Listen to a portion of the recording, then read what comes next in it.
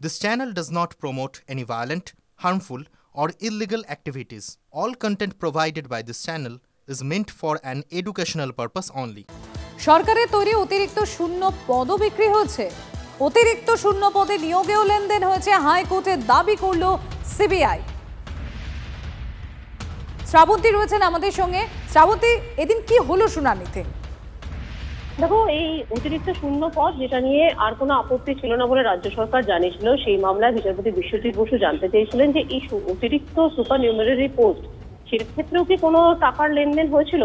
আজকে সিবিআই এর পক্ষ থেকে জানিয়ে দেওয়া হয়েছে যে এক্ষেত্রেও তারা তদন্তে পেয়েছেন যে শারীরিক শিক্ষা এবং কর্মশিক্ষায় চাকরি পেতে অনেকেই টাকার লেনদেন করেছিলেন, কিন্তু তাদের বিরুদ্ধে কোনো এফআইআর করা এই মুহূর্তে সম্ভব হচ্ছে না। তার কারণ আদালতের এর জন্য নির্দিষ্ট নির্দেশের প্রয়োজন রয়েছে। একই সঙ্গে যেহেতু বহু সরকারি আধিকারিক এর সঙ্গে যুক্ত রয়েছেন, তাই রাজ্য সরকারের অনুমোদনের প্রয়োজন। সেই স্যাংশনও এখনো পর্যন্ত সিবিআই পায়নি। আগামী 4ই জুলাই মামলা রয়েছে, সেই সময় সিবিআই জানাবে এই বিষয়ে তদন্ত কি অগ্রগতি হয়েছে। ধন্যবাদ শ্রাবন্তী।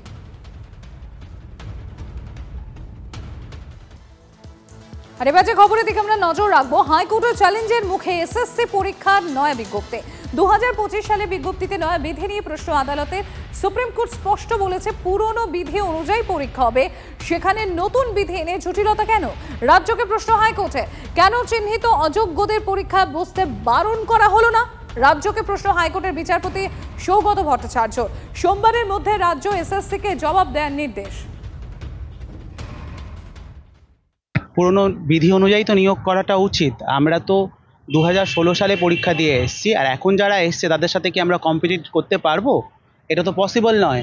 তাহলে আমাদের পুরনো নিয়মেই বিধি দেওয়া উচিত। প্লাস আনটেন্টেডরাও কেন পরীক্ষা দিতে পারছে এটাও তো বলা উচিত, সেখানে যে তাদের পরীক্ষা দেওয়া উচিত না সেটাও তো এসএসসি বলছে না। এটা ঠিক হচ্ছে না। নতুন বিধি বলতে এবার দেখতে হবে নতুন বিধিতে কি কি ফ্যাক্টরস আছে, ঠিক আছে, সেগুলো কিভাবে আমাদের চান্সেসকে কমিয়ে আনছে। হ্যাঁ, টেকনিক্যালি যদি নেক্সট টু ইম্পসিবল হয়ে যায় তাহলে তো সেটা এই পরীক্ষায় বসাটা তো যুক্তিযুক্ত হতে পারে না কোনোভাবেই।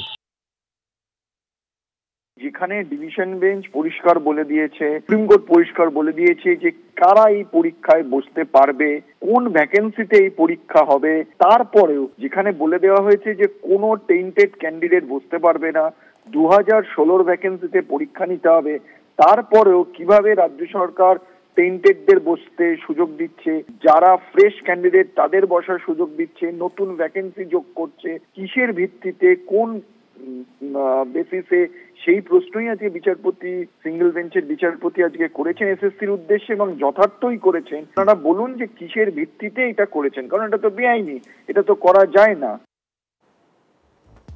সল্টলেকে সরকারি আবাসনে নামী স্কুলের ছাত্রীর রহস্যমৃত্যু। রবিবার আবাসনে রক্তাক্ত অবস্থায় উদ্ধার 7ম শ্রেণীর ছাত্রী।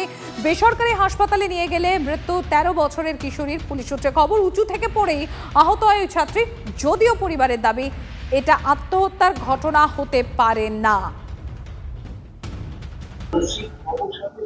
কোনো আপনি প্রশ্নটা করেছেন, কোনো প্রশ্নই ওঠে না, কোনো আই রিপিট, কোনো প্রশ্নই ওঠে না। কারণ ও অদ্রিজা আমাদের একমাত্র সন্তান।